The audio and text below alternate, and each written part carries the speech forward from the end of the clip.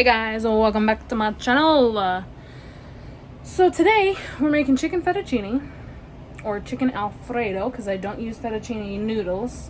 And I started preparing my mise en place and then I was like, why am I not recording this part? So first, what is mise en place? Mise en place is basically the setup of everything prior to cooking.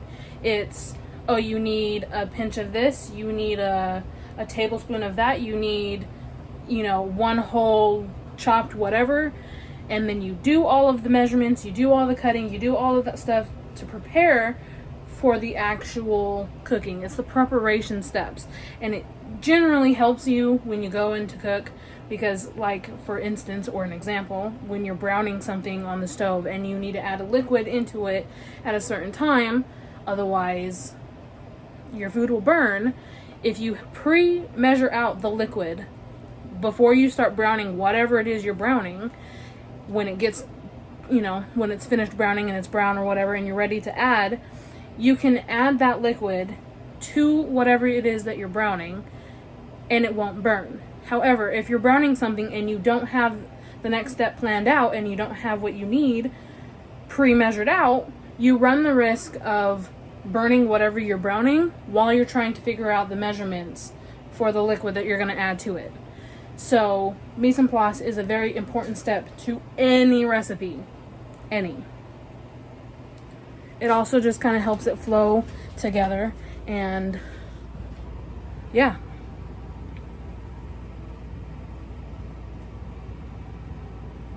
So with that being said, let's get on into it. Okay, so before we start, I know y'all saw me dip out the kitchen. And that's just because, do you see this? It looked like a face. And I was home by myself. So I thought someone was standing there looking at me. So I said, nope, nope, nope. Nope, nope, nope. And was like, next. And I was on the floor and I called my best friend. And then she texted me and she's like, let me know when you get home so that I can wait at the door. And I thought, oh great, here's another video that she's gonna put me into, right? No. Turns out she was afraid of the dot right there. So I go outside and I look. There is nothing but trees and snow. Love you. Anyway. Hi. Okay, bye. Okay, now let's get back into the video. So like I was saying, mise en place is a very important thing. Oh, now she's in the back mocking me. Wow. Okay, so let's go ahead and get on into the video. Okay, so this is the step that I was like, why am I not recording? So first we need our flour. And then I put both garlic salt and garlic sriracha in the flour. And I mixed it up. So that's ready to go. Then I put 2 eggs with the same seasonings and got that ready to go. And then I put some panko crumbs or bread crumbs, whatever you prefer, in its own little thing, also with the same seasonings. Now that that is ready to go, we're going to preheat our oven to 350 degrees. That way, so when we have the bread and the bacon ready to go in, it's preheated. Okay, so like any other video that I have chicken in, you already know we got to cut all this fat off because no, we are not having no fat on the chicken.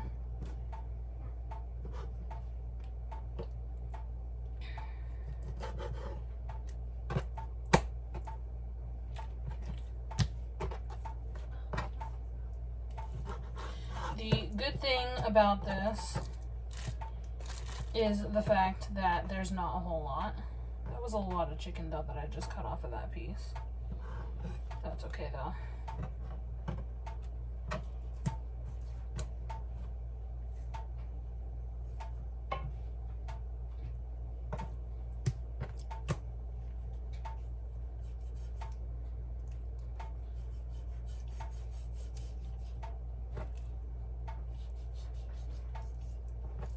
big chunk of fat. Good thing with that piece though is it's pretty much a done deal.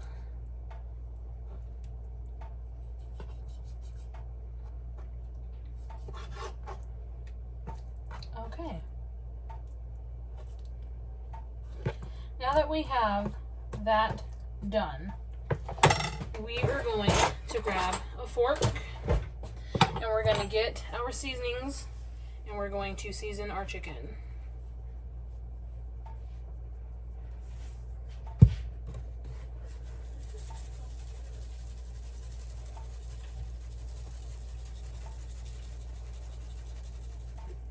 And you guessed it, we're going to poke holes in it.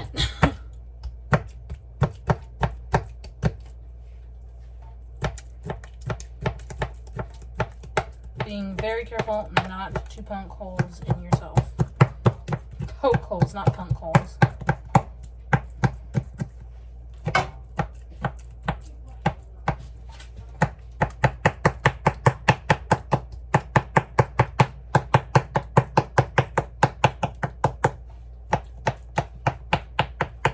And then we're going to turn each of these over and we're going to repeat that process.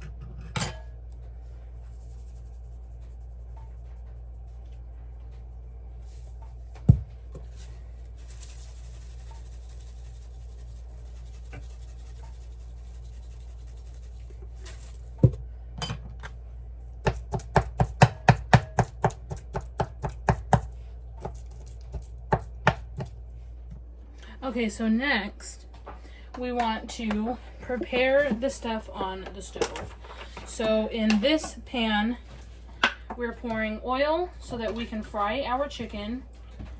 Remembering that your oil wants to be half as deep as whatever you're making, featuring gig. And then in your big pot, we want to fill that with water. We're going to take our jars of Alfredo sauce and we're going to dump them into the saucepan basically, or the pot. So that was one.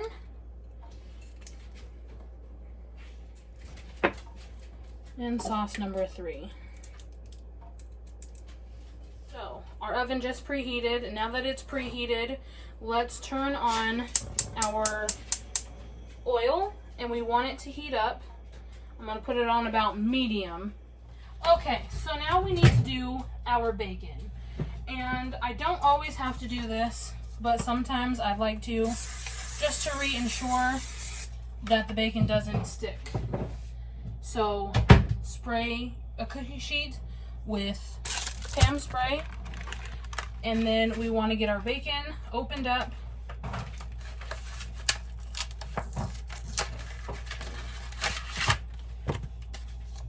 There's not a lot of bacon in this, but that's okay. I like it with more bacon.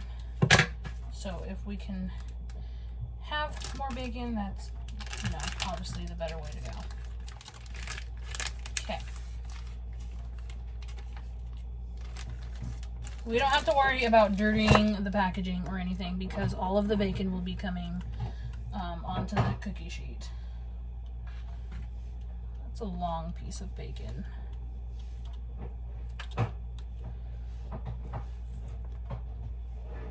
All of these are a bit long.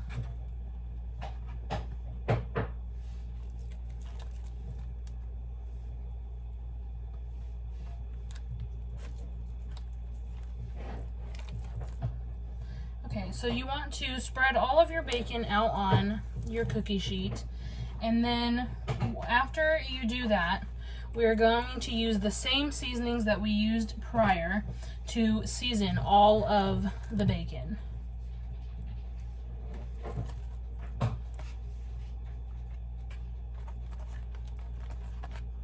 If you are a person that doesn't generally like a lot of seasonings, the bacon is one thing that you can choose to not season if you didn't want that much seasoning.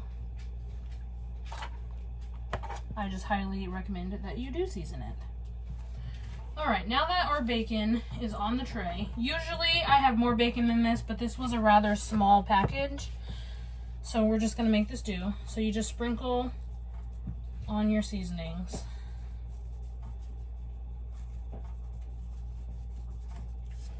Now this is a recipe that I perfected, and when I was living on my own, I made it. And then my sister would come and spend the night at my apartment with me, and I would make this all the time, and she absolutely loved it. And then the more I made it, the more I was like, it's missing something, something's not done right. And she suggested putting bacon inside of it. And now we're gonna do the garlic bread.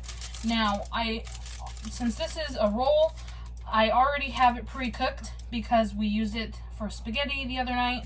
So I'm just gonna leave it in the aluminum foil, and I'm gonna put it on here that way so it still toasts up, but it doesn't like burn or anything. And we probably won't put it in there for as long. Generally, I try to use just regular Texas toast up there. Okay, so the first thing that we want to do is take our piece of chicken and put it in the flour.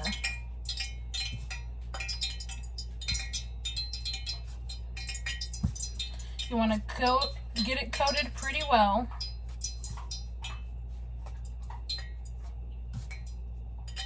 And then after that, you want to get the excess flour off. I call this dusting. And then you want to put it in your egg.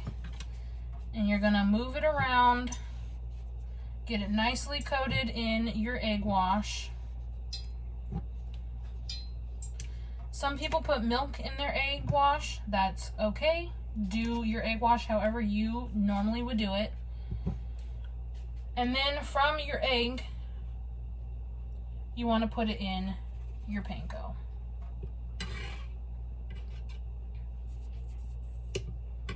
I don't know why I did that twice. Okay. So you want to just put it in your panko and cover all of that up as best as you can.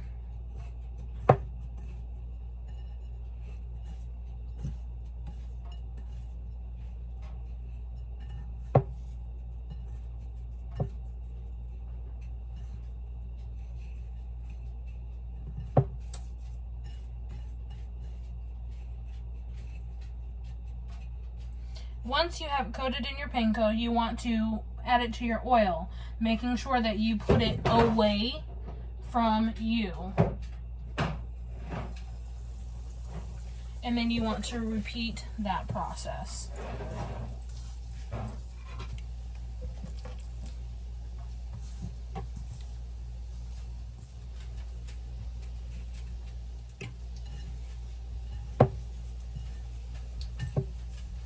Want to make sure that you get it as evenly coated as possible.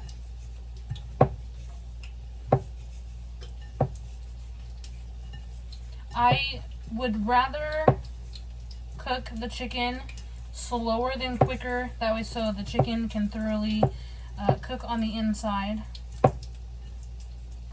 and be ready to go. So do not feel obligated to have it up really high. In fact, you should not have it up really high. Otherwise, the chicken will cook unevenly, and we do not want that.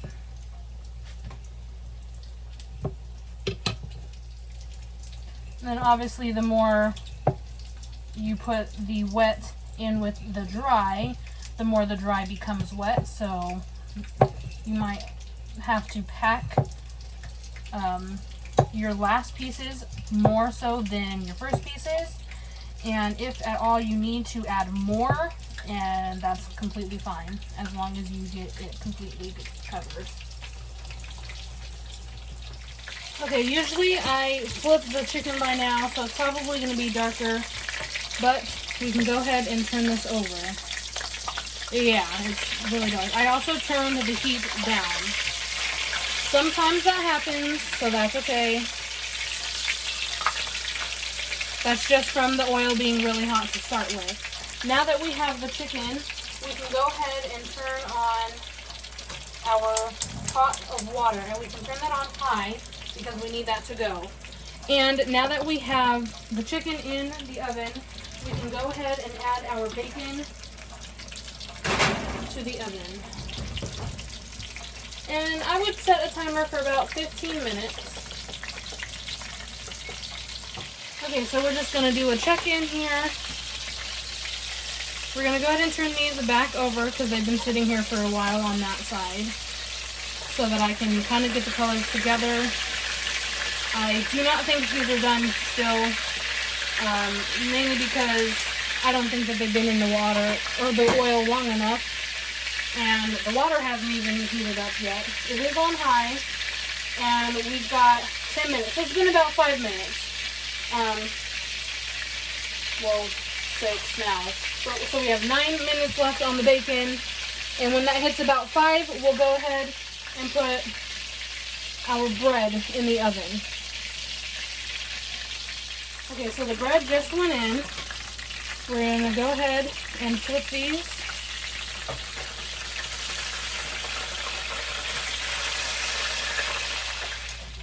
Okay, so just so that we can see where we're sitting, because I know these are a bit dark. Ooh, that looks really dark on camera. It's not as dark as it looks. We're just going to cut this in half to see kind of where we're at. We're just about done. So I'm going to stick this in there for a little longer. Not too much longer though. And I'm going to go ahead and flip these other pieces. Actually, I'm going to check the other pieces.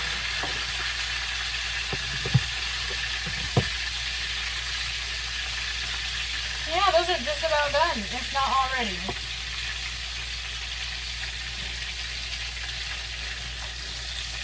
And our timer will be going off in about 20 seconds, so we can check the bacon as well.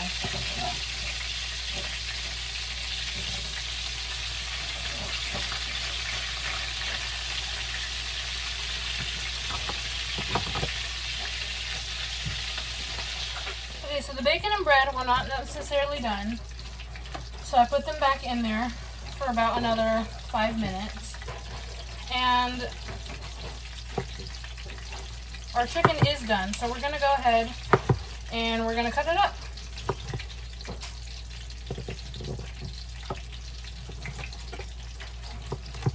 I usually just kind of cut my chicken in 2 pieces.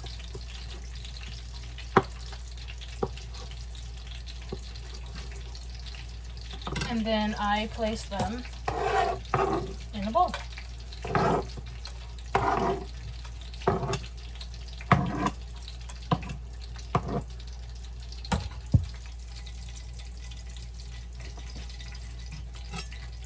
And by this point, our water is not boiling yet, but the bottom is at a low simmer. And you can always tell because the bubbles will be forming at the bottom of the pot. So it is starting to get hot enough to where it's going to be bubbling. When those bubbles reach the top, then your water is going to be boiling. And when the bubbles reach the top of the pot, that is when you want to add your pasta.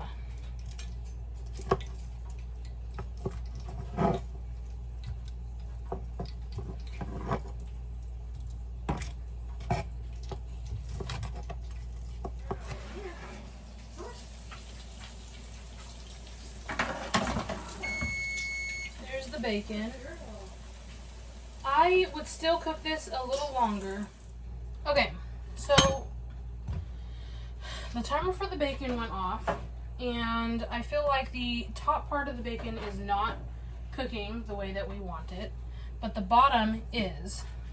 So I feel like if we put the bacon in there the way that it is, the bottom's gonna burn. So I'm going to cut the bottom part off, since we're cutting these up anyways.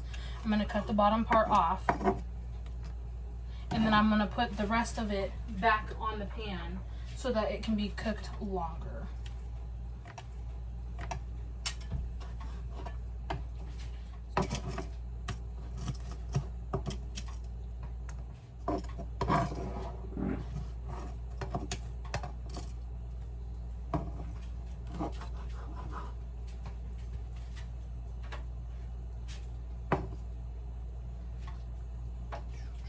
Okay, so I'm gonna go ahead and remove the bread from the foil. Our water is now boiling, so we're gonna add the pasta. 1 whole box of bow tie pasta to the water. Okay, so these are the pieces of bacon that I thought were already done, so we're just gonna chop these up.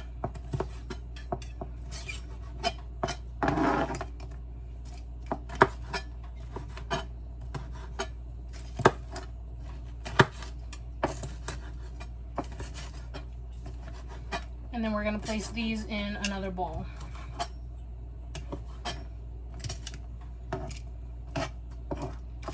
Now, my sister and I call this seasoning because we put the chicken in one bowl, which is generally the bowl that I give her, and the bacon in another bowl, which is generally the bowl that I use. And then once the meal is done, we don't wash out the bowl. Like, we leave the bowl with whatever, like, seasonings and droppings that whatever we held in them, the chicken and or the bacon, and that gives the food to us a little bit more flavor. Okay, so the same thing happened with the bacon. We're not quite there on some of the pieces, but some of them we were. So I continue to cut a little bit more off, and I put the rest back in. So we will go ahead and chop what we have up.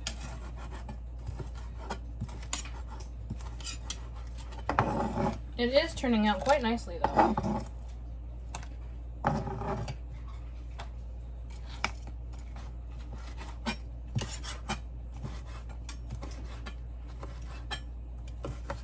Usually it's already done by now, but these are thicker pieces of bacon, and I usually get the thinner ones, so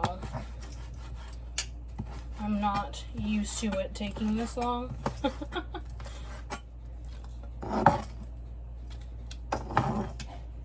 Also, you don't necessarily have to cook it in the oven. You can decide to cook it on the stove or however you like. I just feel like with the amount of bacon that I have to cook in so little time, it is easier to cook it all at once in the oven. So I always cook the bacon for this meal in the oven. If you have a George Foreman, that would work as well. So yeah, so now our chicken is done. Our bread is now done. Most of the bacon is done. We are waiting for the pasta, and since the bacon is for the most part done and the pasta is now boiling with the pasta in it, or the water is now boiling with the pasta in it, we're gonna go ahead and turn on our Alfredo sauce. Alright, so the rest of our bacon is now done. I'm gonna go ahead and call it quits on cooking it before I actually burn it. And we don't want that. So we're going to go ahead and pull it off as is.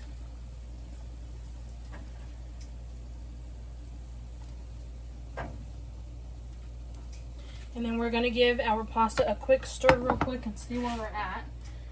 It's just about done.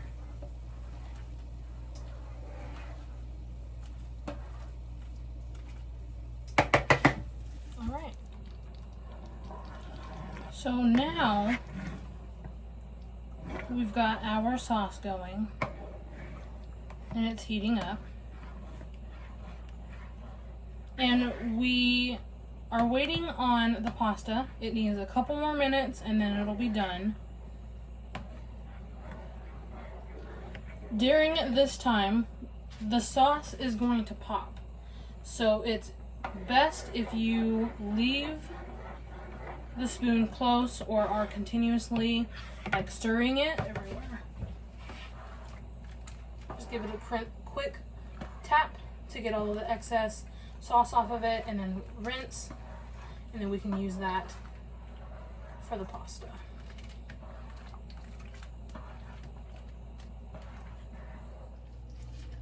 Okay guys, our pasta is finally done. So I have you stationed over here where we are going to pour out the water. Make sure to pour it away from you.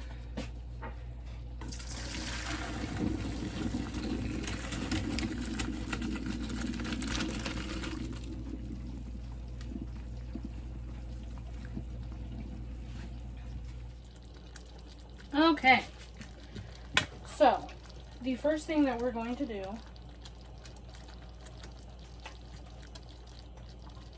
is finish straining the pasta, and then we're going to add the pasta back to the pan.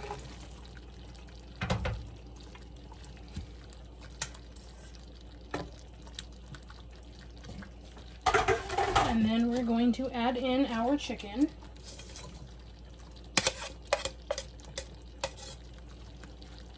And our bacon.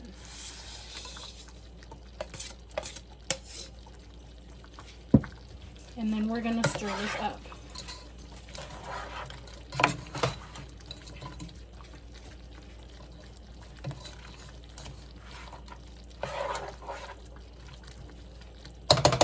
Okay, now we want to add the Alfredo sauce.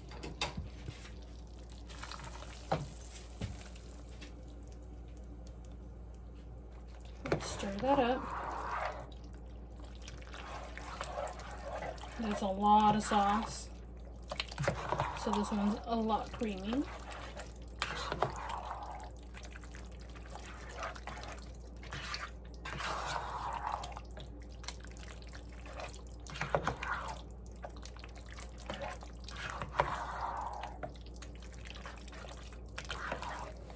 And something that my sister suggested a long time ago. Not a lot, but a little of the bacon grease.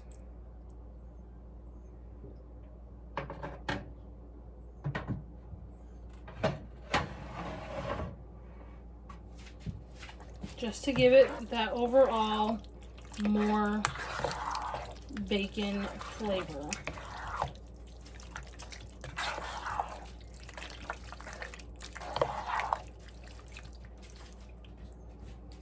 And then you take the bowl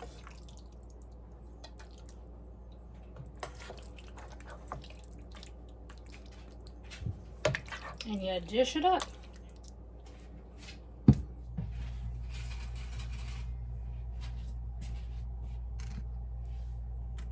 And add the bread. All right, guys. So here we are with our food.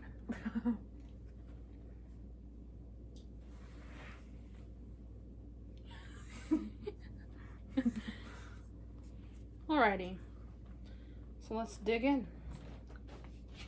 Taste this. Oh, this is warm. Right? Well, first of all, she made it look all nice. So cute. Oh, it's hot.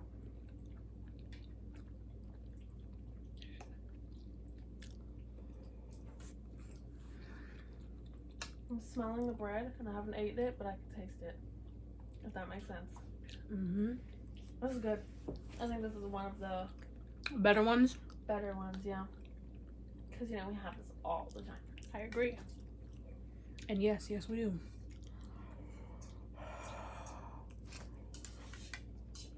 It's hot though.